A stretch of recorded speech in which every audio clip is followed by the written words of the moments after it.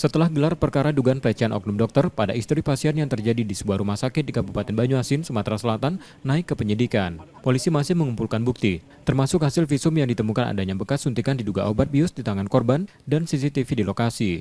Di Reskrimum Polda Sumsel, Kombes Anwar Eksobijoyo menerangkan, proses yang berjalan sekaligus untuk menetapkan tersangkanya setelah bukti lengkap. Kini sudah ada 9 orang yang diperiksa, termasuk oknum Dr. MY.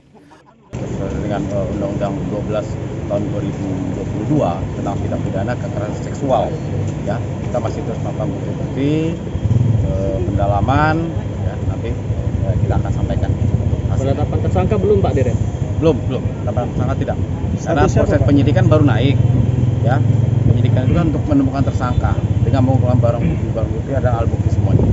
Artinya sang dokter masih statusnya apa Pak? Status sang dokter itu terperiksa Pak? Untuk naik ke tahap sidik kita lakukan di gelar perkara. Tapi kalau memang nanti ke depan kemudian kita temukan tersangka, akan kita lakukan gelar perkara juga sebelum naik tersangka. Korban didampingi kuasa hukumnya mendatangi Subdit 4 PPA di Reskrimum Polda Sumsel untuk menyerahkan beberapa bukti, berupa pakaian dalam dan sampel darah untuk dicocokkan dengan yang ada di jarum suntik. Ini yang ketiga ini menyerahkan barang bukti berupa pakaian dalam, celana, dan bra, ya.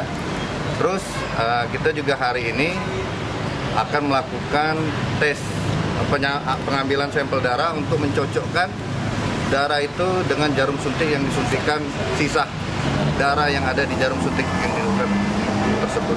Kalau cairan itu kita belum menanyakan detail kan karena itu hasil dari laboratorium forensik.